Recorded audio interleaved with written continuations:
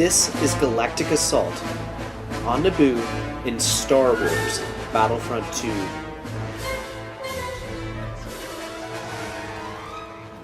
The graphics this time around do not disappoint, just like 2015's offering.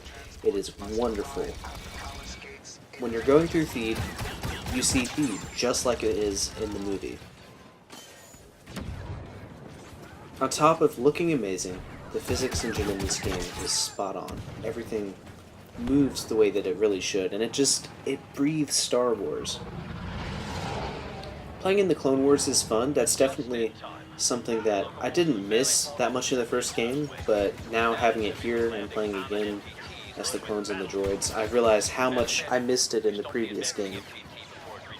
The biggest change in Battlefront 2 is the implementation of a class-based system similar to what's in DICE's other series, Battlefield. Roger, roger. The absolutely horrid star card system from Star Wars Battlefront 1 has been completely revitalized.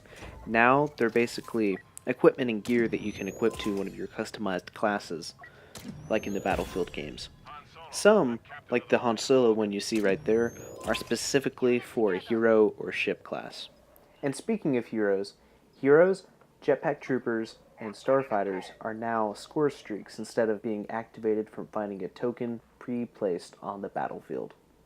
Also in lieu of the Battlefield series, you now spawn into the game as a squad. However, the people in your squad generally split off pretty quickly and don't stick around to get those bonus points.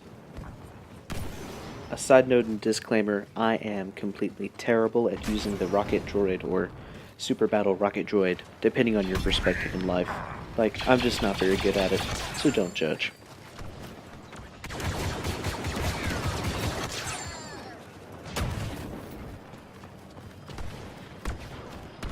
Overall, I have to say I'm super pleased with the turnout of Galactic Assault. It's basically the new Walker Assault mode for this game. It's well thought out, it's fun, it has enough variety to keep you going for an extended amount of time. Unlike the original Walker Assault, in which got old maybe 5 matches in. That shouldn't happen to you with this, though. Because it's awesome!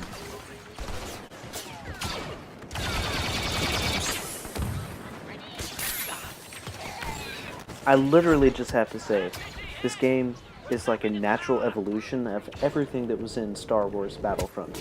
And in my opinion, they took one of the most fun multiplayer shooter games available and expanded its content and depth and made it even more fun in the process. I mean, what can be more fun than getting sliced to death by Rey in a time period she wasn't even alive? I'm glad you asked. Like, so glad.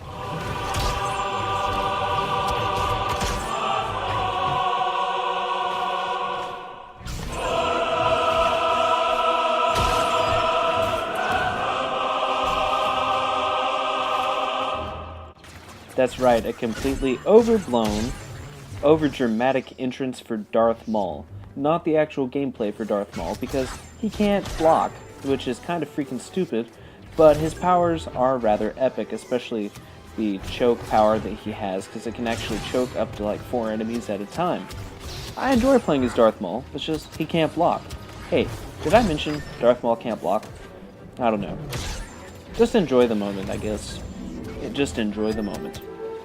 And this song, because this song's dope. Like, really dope. But this song is ending, and the story never dies. Except Darth Maul dies. Space combat makes a triumphant return in this new mode called Starfighter Assault. The map that we got to play in the beta was on Fondor. I really dislike this mode, mainly because it doesn't control the same way as Star Wars Battlefront 2 from 2005. The ships just felt way too loose to me. I had to switch it to Southpaw to even play, and you can't even land in the enemy hangar bays like in the original game. I mean, what the heck, DICE? What the heck?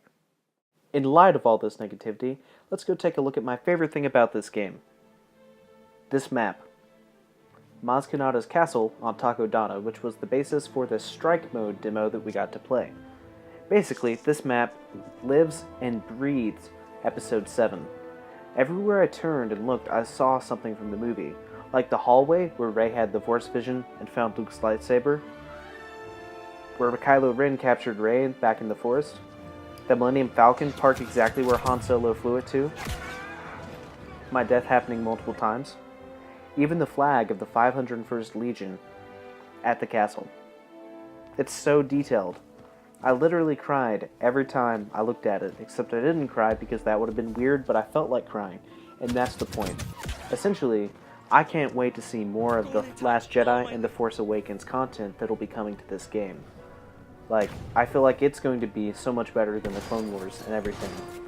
So if you're going to pick up this game, pick it up for this, not the Clone Wars, because this is where the detail and love of Star Wars came out. Especially in my opinion. But then again, my opinion's tainted because I'm weird and The Force Awakens is like...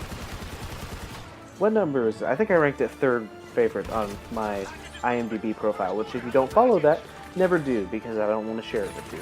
Although I probably will at some point. All that being said, pros and cons.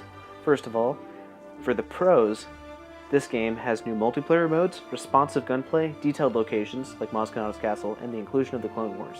For cons, it has lackluster Starfighter gameplay, a lack of conquest mode, and Darth Maul can't block! What the heck? But overall, this beta was a 2 out of 2, and I think I'm going to get the main game.